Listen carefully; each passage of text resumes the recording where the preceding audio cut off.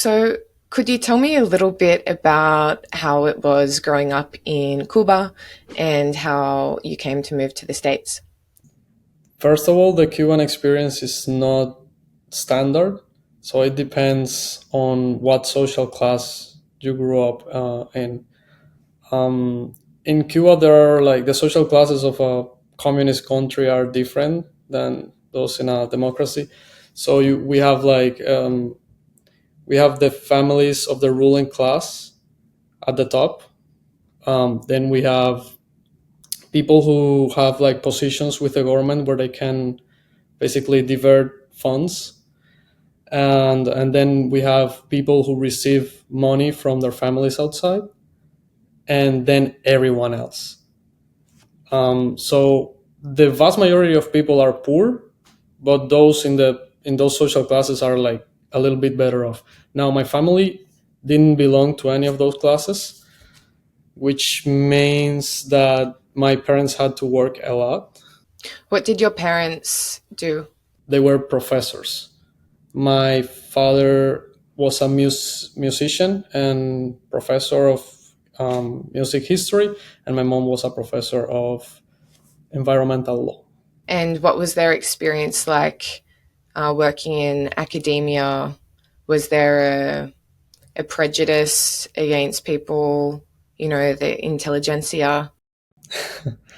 Well, it depends. Like, depending on what you do, that's the amount of pressure that you get from the government. No? Like, in my parents' case, I don't think that they had to deal a lot with like teaching politics because their fields were not really that political. However, like if you work for the government, which is the vast majority of people, then you have to like go to communist parades like May 1st. You know, the workers they that's why you see the images of everyone marching because they have to. Like they don't have the option of not going. What about as a student? Did you have to attend those marches as Oh well? yeah, like as a student, you every day in the morning you start by saying like repeating communist slogans. You sing the national anthem and then you repeat some communist slogans. For example, pioneers for communism, we will be like Che Guevara. Pioneros por el Wow. comunismo, seremos como el Che. That's one of the things that we have to say. We have to go to all of these meetings where they indoctrinate us. The How classes old are are you when you start reciting these slogans? since you're like 7, perhaps a little bit younger. Yeah, as soon as you join school, yeah, they teach you all of these things.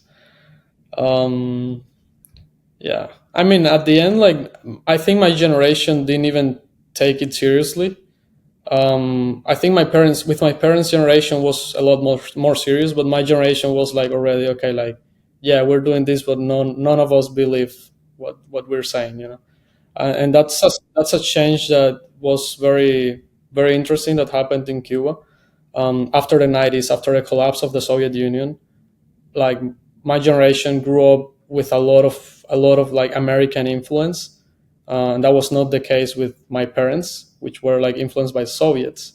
On the other hand, so we definitely saw that the regime became softer, became more flexible.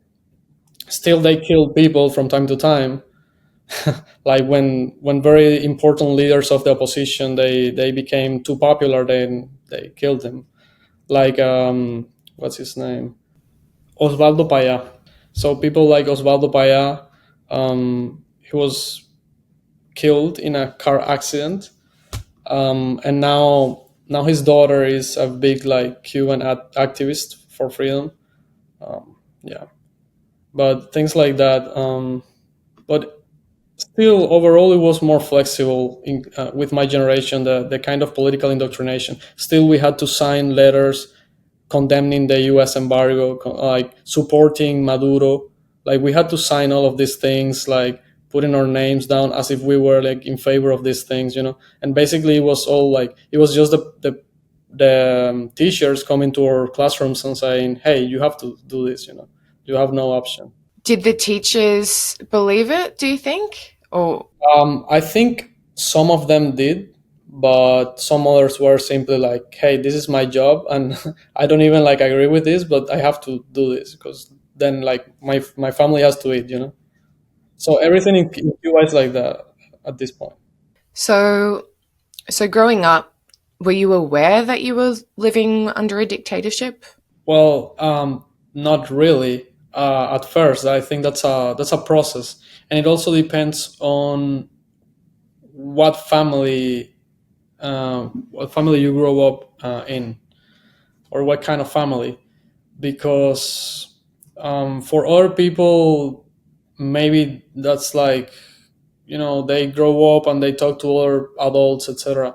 But in my case was like, I realized it because my father would talk a lot about politics at home, and then they would like criticize what was going on in the country, like criticize the government, the leadership, and then they would tell me, do not repeat this at school.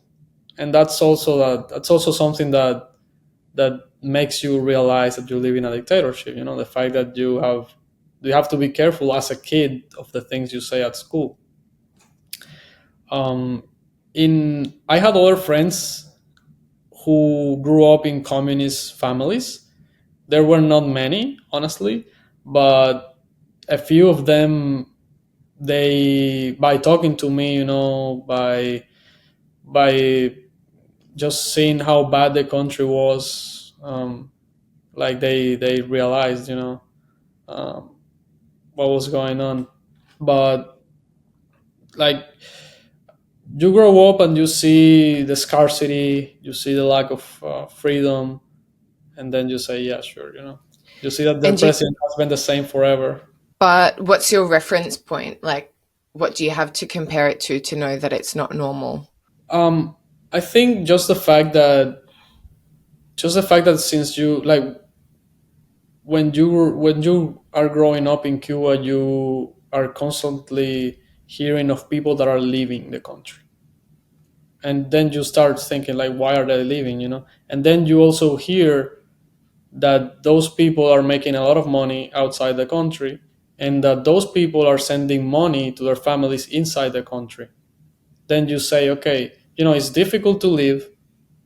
These people are outside the country, in a country where they are not even speaking their first language, and they're making more money. Why is this?